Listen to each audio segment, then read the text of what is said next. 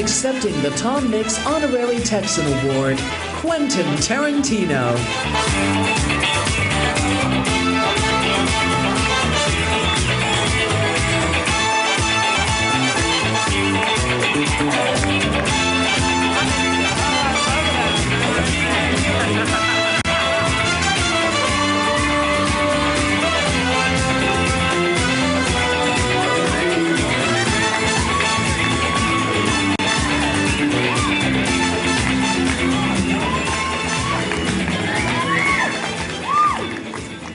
You know, I loved Rick's speech, except he took all my stuff, all right? I have to come up with a new speech now.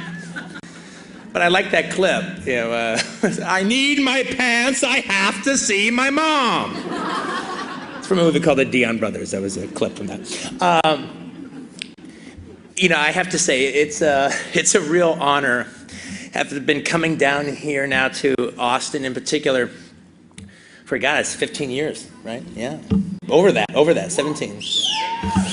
To actually finally make it official, the honorary Texan is very, very great.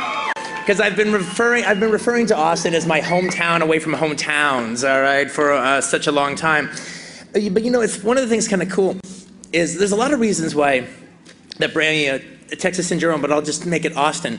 There's a lot of reasons that bring people to Austin. The music, the Tex-Mex food, the art scene here, the lovely environment, the football team, Güeros, all right.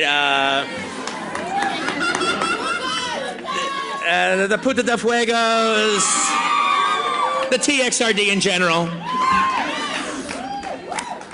But the thing that actually brought me to Austin was cinema. How I first met Rick, that started the thing that started me standing here right now was in '95. I went to in Santa Monica, the theater in Santa Monica. They were having a midnight showing on Friday of Nashville, Robert Altman's Nashville. And I go see it by myself, midnight show, which means I don't actually, the movie's like 3 hours and something long, all right? So my feet don't actually hit the pavement until around 3:15 or something. And right when my feet hit the pavement, I actually hear some guy behind me, hi, are you Quentin Tarantino?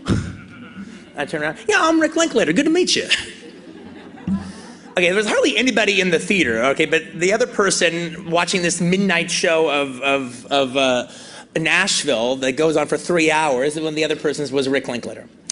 And so we were like-minded fellows. We went out and had a few different meals during the next few weeks or so. And then, no, this was 94. This was 94. I was just finishing up. This was in between Reservoir Dogs and Pulp Fiction. So I'm just finishing up Pulp, and I've finished it, and all of a sudden Rick calls me up and says, hey, we're having would you mind having a premiere of a Pulp Fiction in Austin, you know, to sponsor the Austin Film Society? Yeah, sure, why not? Let's do it. Sounds good.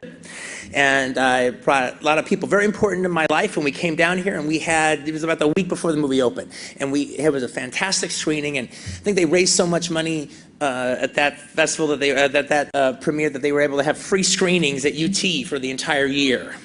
I came back later, about like a month later or so, and I saw the Fassbinder's The Bitter Tears of Petra von Kant, all right, and Rick said, you paid for that with Pulp Fiction. So after starting this kind of thing, where I came down with my other movies, and then at some point I started collecting film prints, and after about a year and a half of collecting film prints, it wasn't just enough that I was watching these 16 prints and these 35 prints by myself or with a couple of people that I roped in to watch them with me. It was like I was dishonoring the prints. It's like unless other people see them, it's like they don't even exist. So I called Rick up on the phone and I said, hey Rick, if I were to bring down like about 30 prints and devise like some double features and maybe an all-night horror festival or something like that, do you think the Austin Film Society would be down with that? He goes, fuck yeah, they'd be down with that. And I think our first festival was in August. It was about I just remember walking down Congress, and it felt like it was in the middle of the day. I'm walking down Congress, and I felt like I was in a kitchen during a heat wave with all the stoves just blasting. I could barely drink my Slurpee shot, all right?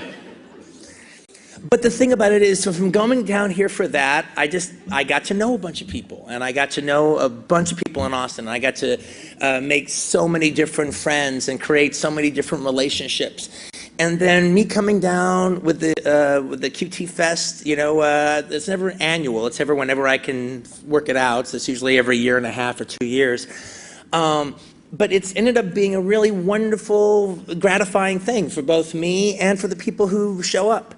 And literally, I'll be in fucking Portugal or someplace like that, and I'll be at some weird party, and some guy walks over to me and says, "Hey, I was at a QT Fest." And I immediately, well, which one were you at? Well, what movie did you see?